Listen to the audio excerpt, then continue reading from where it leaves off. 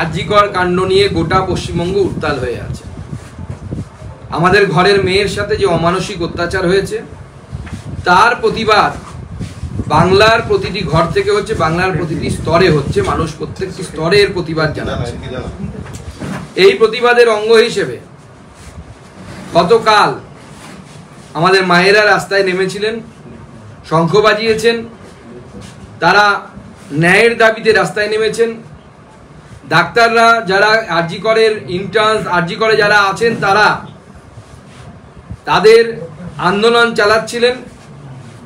এই সময় রাত্রি প্রায় 1:30টা নাগাদ দুষ্কৃতীদের একটি গ্রুপ প্রায় 2-3 হাজার লোক প্ল্যানফুলি এই মেডিকেল কলেজের ভিতরে ঢুকে তাণ্ডব নৃত্য শুরু করে, মঞ্চ ভেঙে দেয়, মহিলাদের হোস্টেলে ঢুকে পড়ার চেষ্টা করে, লক্ষাধিক টাকার ওষুধপত্র নষ্ট করে দেয়। এই প্রত্যেকটি ঘটনা প্রমাণ করছে যে পশ্চিমবঙ্গের মুখ্যমন্ত্রী ল অ্যান্ড অর্ডার সামলাতে সম্পূর্ণরূপে ব্যর্থ হয়েছে।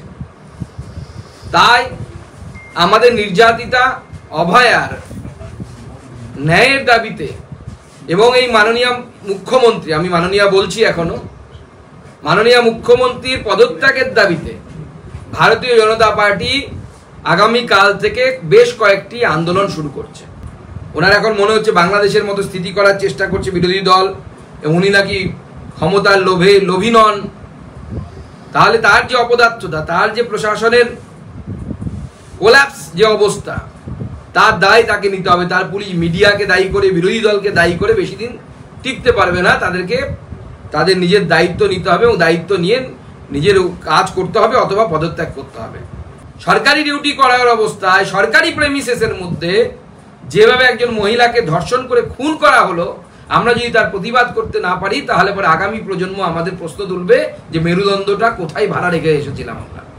এখন পুলিশের অপদার্থতা আরেকবার সামনে চলে এলো। পুলিশের তরফ থেকে এর আগে টুইট করা হয়েছিল, সোশ্যাল মিডিয়ায় সামাজিক মাধ্যমে দেওয়া হয়েছিল যে এটা একটি রাজনৈতিক দলের কাজ। তাহলে আপনারা চিনতেই পারছেন না যখন যে কে এরা, কোন অধিকারে আপনারা বলেন যে অমুক রাজনৈতিক দল করেছে? যারা এসেছিল তাদেরকে আপনারা চেনেনই না, অথচ বলছেন তারা রাজনৈতিক দলের কর্মী, তারা এসে এই কাজ করেছে। এটা মেনে নেওয়া যায় না। পুলিশ যে পুরোপুরি ব্যর্থ এটা সম্পূর্ণভাবে প্রমাণ হয়ে গেছে। এই যে 2000 প্রায় 2 থেকে 3 হাজার যে সমাজ বিরোধী যারা ভাঙচুর করতে ঢুকলো আরজি করে, এই খবর যদি পুলিশের কাছে না আসে তাহলে তো আমাদের পুলিশের যে ইন্টেলিজেন্স আছে, পুলিশের যে তথ্য সংগ্রহের যে পরিকাঠামো আছে তার উপর তো প্রশ্ন উঠে যায়। কেন আমরা জনগণের টাকা নষ্ট করবো এই সমস্ত স্ট্রাকচারকে রাখার জন্য? পুলিশের কাজ কি? ডিআইবির কাজ কি? যে রাজ্যের যে ইন্টেলিজেন্স ব্যুরো আছে তাদের কাজ কি? তারা যদি এইটুকু খবর জানতে না পারে, অথবা রাজ্য সরকার পুলিশ জানতো, তারা ইচ্ছে করে হাতে হাত ধরে বসেছিল, কিছু করে।